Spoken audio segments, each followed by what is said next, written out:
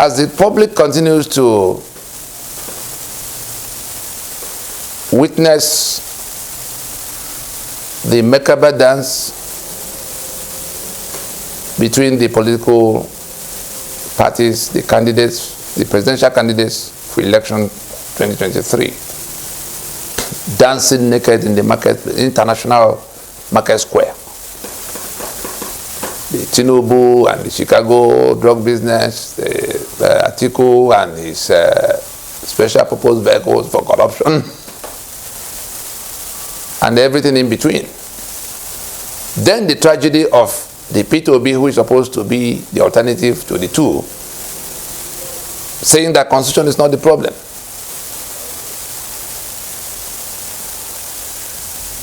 We have come to inform the Nigerian public that these political parties, these three political parties, are singing from the same hymn book.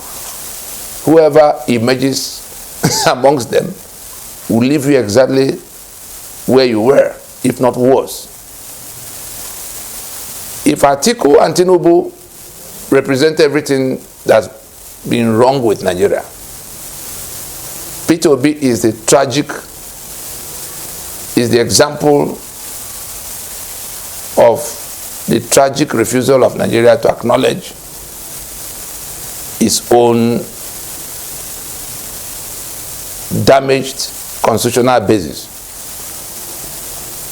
And that's even more disastrous than having any of these two established, I'll call them felons, emerging as president. Of course, both of them are like the devil. We know they will only steal, like they've stolen in many instances in the past. They will only do one more wrong thing in the nature of what we know. But the one that says that the constitution is not the problem is even more dangerous, because for the other ones, they probably will go to attempt to do something that might address. Tinubu emerged from Nadeko, so there's nothing that he needs to be told about what he was governor in Lagos when Obasanjo was doing his brigandage to seize the council funds. So he knows he's not going to be able to pretend that he doesn't know what an inverted federalism looks like. That's what Tinubu. Atiku, in 2016 he came running his mouth in public about how he's going to do restructure. When we engaged him, it turned out to be bogus. It's not no restructure will happen if Atiku becomes president. No restructure will happen. Tinubu's running mate, Shetima, or whatever is his name, the organizer of Boko Haram, says that people talking about restructure are mad people. They say restructuring my foot. So the two of them already are ruled out for whatever might change. But for the Peter, we come back to what he has done to show where he's going. What he has done to warn us that he's not going to be able to, he's not going to touch anything, not even matter of willing. He doesn't intend to. That's why he will come to say that constitution that is the problem is not the problem. He said the constitution is not the problem, having first said that the engine of Nigeria is knocked and that Nigeria should be looking for a new engine other than the new driver. Now he's the new driver. I don't know where he found the engine. Then if that was, he's not a lawyer, so I'm not going to blame him for not understanding fully the meaning of constitution. Then he goes to the White House when doubt began to set into the minds of Akim Baba Ahmed and his co-members of the Caliphate think tank. P2B was dragged to the White House to assure the North, and he expressly assured them that he will defend, uphold, and govern by that constitution. It became a public commitment to private commitments that we have talked about, which he made in Mina, Bangida, made with Guzo, made in Meduguri with Bango Ablai, made in Kano with Akim Baba Ahmed, and with Obasanjo. And so, having committed privately, he comes to say publicly that he will keep this constitution that is the source of everybody's misery, the source of death.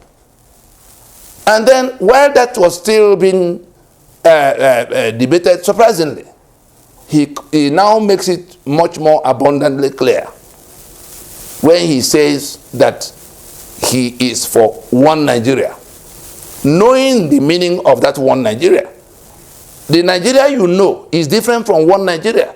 The Nigeria is the Federation of Nigeria that was agreed upon in Lancaster House, the Federation of Nigeria. One Nigeria is the unitary Nigeria that emerged from the brigandage of 1967 to 1970. Let the young people get the distinction. When somebody says it is one Nigeria, Peter Obi is old enough to understand the meaning of one Nigeria, especially among his Eastern people. One Nigeria means death to the Easterner, to the Igbo. One Nigeria means the Nigeria that's owned by the Fulani. One Nigeria means the Nigeria of master and servant union. That is what one Nigeria means. So the Peter Obi that says that constitution is not the problem, when we say it's the problem, the Peter Obi that says that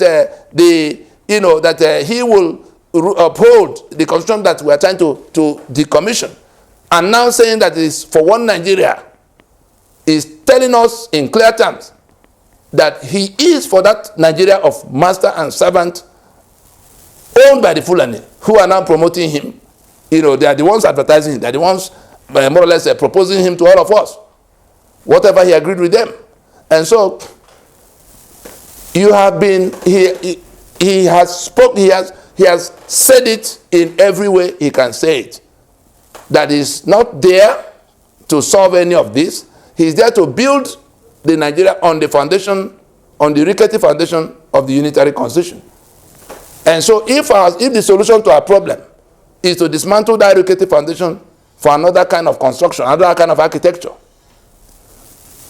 and we, out of our ignorance, proceed to election that might throw up that candidate who has told us he will not change anything, then it will be our fault. This is the time to stop and question what has been, placed on the table. If we don't, whatever we see down the road will be our own making. Let's hold it there.